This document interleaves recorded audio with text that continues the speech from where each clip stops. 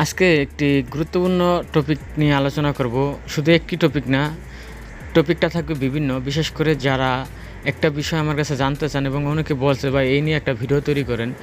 মানে বর্তমানে আপনারা মিডল ইস্টে কীরকম আপনাদের গেলে ভালো হবে নাকি ফিজিতে আসলে ভালো হবে? আবার অনেকে জানতে চায় আমি তো দীর্ঘদিন মালয়েশিয়াতে ছিলাম, তো মালয়েশিয়া ভালো হবে নাকি ফিজি ভালো হবে?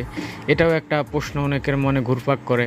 তারপর আসলে বিষয় হচ্ছে কি যে আপনি কোন দেশে যাবেন সেটা নির্ভর করে হচ্ছে আপনার উপর, কিন্তু এক এক দেশের এক এক ধরনের ফ্যাসিলিটি থাকে, সেটা হচ্ছে সবচেয়ে গুরুত্বপূর্ণ বিষয়। অবশ্যই সম্পূর্ণ ভিডিওটি মনোযোগ সহকারে দেখবেন।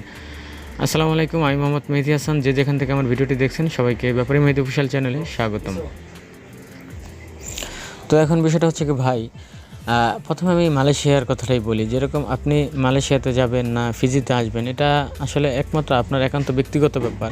তবুও কিছু ফেসিলিটি থাকে যেগুলো দেশ ভেদে ভিন্ন হয়ে থাকে। যেরকম প্রথমে যদি আমি মালয়েশিয়ার কথা বলি, মালয়েশিয়াতে যদি আপনি ধরেন আসবেন কলিংয়ে বা ওয়ার্ক পারমিট ভিসাতে, আসার পরে দেখা যাচ্ছে যে হ্যাঁ মালয়েশিয়াতে বেতন ভালো পাওয়া যায়, আবহাওয়া খুব ভালো। তারপর আরেকটা বিষয় হচ্ছে মালয়েশিয়াতে প্রচুর বাঙালি আছে, দেখা যায় অনেকের পরিচিত লোকজন থাকে, সেই সুবাদেও মালয়েশিয়া তারা চয়েস করে থাকে। তবে মালয়েশিয়ার একটা বিষয় হচ্ছে কি, অনেকে ফ্রি ভিসাগুলোতে আসে। ফ্রি ভিসা বলতে কোনো শব্দ নেই, এজেন্টের মাধ্যমে ভিসা লাগানো হয়, প্রতি বছর নিজের টাকা দিয়ে ভিসা লাগাইতে হয়, এই একটা তালা জ্বালা। তারপর হচ্ছে আপনার ইমিগ্রেশন সংক্রান্ত ঝামেলা হয় মালয়েশিয়াতে প্রচুর। তারপর হচ্ছে আপনার মাঝে মাঝে যারা ফ্রি ভিসা কাজ করে, কাজ থাকে না। তারপর আরেকটা বিষয় হচ্ছে কি যে মালয়েশিয়াতে আপনার সবচেয়ে বড় বিষয়, আপনি যদি 20 বছর মালয়েশিয়া থাকেন, আপনার মালয়েশিয়া ছাইড়ে দিতে হইব, কারণ ভবিষ্যতে আপনি মালয়েশিয়াতে সেটেল হইতে পারবেন না। ধরেন নাগরিকত্ব পাওয়া বা সেটেল হওয়া। হ্যাঁ, অনেক বাঙালি ভাইরা এখানে ব্যবসা বাণিজ্য করে মালয়েশিয়াতে, কিন্তু ভাই নিজের নামে কারো ব্যবসা না, ব্যবসা ওই দেশের মালয়েশিয়ার আসলি মালয় যারা তাদের নামে থাকে, লাইসেন্স সব কিছু। আবার অনেকে আছে মালয়েশিয়ান মেয়েদেরকে বিয়ে করে বোন নামে ব্যবসা থাকে, নিজে করে। তো এরকম মিলিয়ে ঝিলাই কিন্তু মালয়েশিয়াতে সেটেলমেন্ট, কিন্তু এটা কিন্তু পূর্ণাঙ্গ কোনো সেটেলমেন্ট না।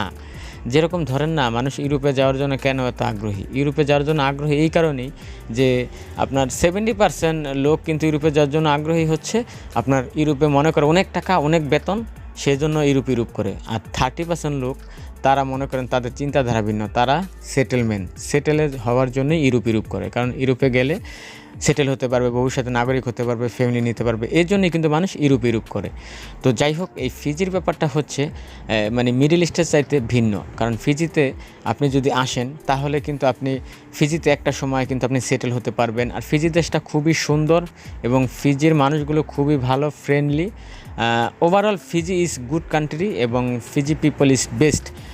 তো যাই হোক, এখন বিষয়টা হচ্ছে আপনি এই কথা আমি কেন বললাম, আপনি যদি ফিজিতে আসেন তাহলে আপনি নিজেই এই ব্যাপারগুলো উপলব্ধি করতে পারবেন।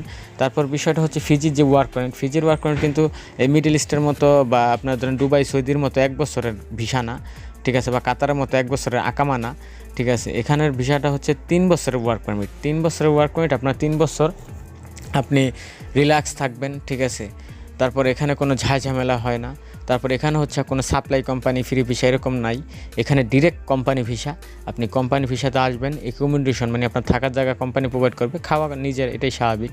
তো একটা বিষয় হচ্ছে কোম্পানি ভিসাতে আসলে আপনার একটা বিষয় রিল্যাক্স আছে, যেরকম আপনার যদি বেতন 2 টাকা কমও হয়, আপনি প্রতি মাসে বেতন পাবেন, নিয়মিত কাজ থাকবে।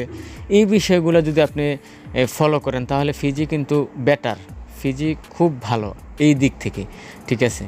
হয়তোবা আপনার ধরেন মিডল ইস্টে যাওয়ার সাথে সামথিং কিছু টাকা বেশি লাগতে পারে খরচ, কারণ ফিজির বিমান ভাড়া বেশি, ঠিক আছে, বাংলাদেশ থেকে দূরত্ব অনেক বেশি। তো সেই ক্ষেত্রে দেখা যাচ্ছে যে আপনার ফিজিতে আসতে একটু বেশি টাকা লাগতে পারে। কিন্তু অনেকে দেখা যাচ্ছে বাংলাদেশে বহুত এজেন্সি রয়েছে যারা অনেক টাকা দাবি করে থাকে ক্লায়েন্টদের কাছ থেকে। আসলে এটা বিষয় না, বিষয় হচ্ছে আপনি যে মাধ্যম দিয়ে আসবেন সেটা যদি আপনার সঠিক মাধ্যম হয় তাহলে আপনি অবশ্যই ফিজি দেশে ওয়ার্ক পারমিট ভিসাতে আসতে পারবেন। আর বড় বিষয় হচ্ছে যেই বিষয়টা আমি বললাম, যেরকম সেটেলমেন্ট, তারপর মানুষ ফ্যামিলি চায় আনতে। হ্যাঁ, আপনি ফিজিতে থাকলে কিন্তু আপনি একটা সময় আপনার ফ্যামিলি সবাইকে আপনি আপনার ফ্যামিলির লোকজন এই ফিজিতে নিয়ে আসতে পারবেন। ফিজির আবহাওয়াটাও বেস্ট, ঠিক আছে, অতিরিক্ত শীতও না, অতিরিক্ত গরমও না। তো এই দিক থেকে যদি বিবেচনা করতে যাই তাহলে আপনার এই ফিজির ওয়েদারটা আসলে খুবই ভালো। এই জন্য আমি সর্বপ্রথম বলছি যে overall Fiji is the best country, আপনি মিডল ইস্টের চাইতে খুব ভালো আর কি, ঠিক আছে। আর এটা হচ্ছে কিন্তু ওশেনিয়া অঞ্চল, অনেকে এটাকে অস্ট্রেলিয়া মহাদেশ বলে, কিন্তু আসলে অস্ট্রেলিয়া মহাদেশ না, এটা হচ্ছে ওশেনিয়া অঞ্চলের একটি দ্বীপরাষ্ট্র। তবে হ্যাঁ, এখানের সম্পূর্ণ আপনি ফিলটা পাবেন ইউরোপের মতো আর কি, ঠিক আছে। রিল্যাক্স একটা পরিবেশ, ঠিক আছে, কোনো ঝামেলা নাই। তো এই দিক বিবেচনা করতে গেলে আমি মনে করি ফিজি বেস্ট। এখন বিষয়টা হচ্ছে আপনারা বলতে পারেন যে আমি ফিজিতে আসি বর্তমানে, এই জন্য হয়তো বা এই কথাগুলো বলতেছি। বিষয়টা এরকম না ভাই, বিষয়টা হচ্ছে আপনার একটি মাথা আছে, মাথার ভিতরে জ্ঞান আছে, আপনি নিজের জ্ঞান খাটায় দেখেন আপনি কোথায় গেলে আপনার জন্য ভালো হবে, আপনি কি ফ্যাসিলিটি চান। হ্যাঁ, হয়তো বা এখানে আপনার ইউরোপের দেশগুলোর মতো মনে করেন যে 1.5-2 লাখ টাকা বেতন না, ঠিক আছে, আরও কম বেতন, কিন্তু আপনি এখানে ভালো থাকবেন। মূল বিষয়টা হচ্ছে ভালো থাকা ভাই, ঠিক আছে। শুধু আপনি প্রবাস জীবন করলেন বছরের পর বছর, সেটাই না।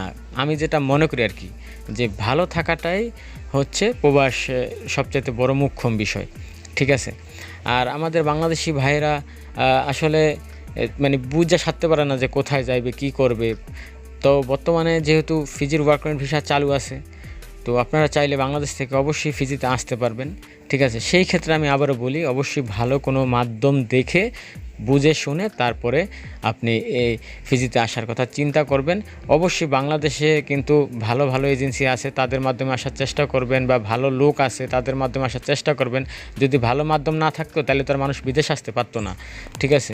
ভালো মাধ্যম আছে, তবে খারাপের পরিমাণটা বেশি। তো দর্শক, আজকের মতো এই পর্যন্তই। সবাই ভালো থাকবেন, সুস্থ থাকবেন, আল্লাহ হাফেজ।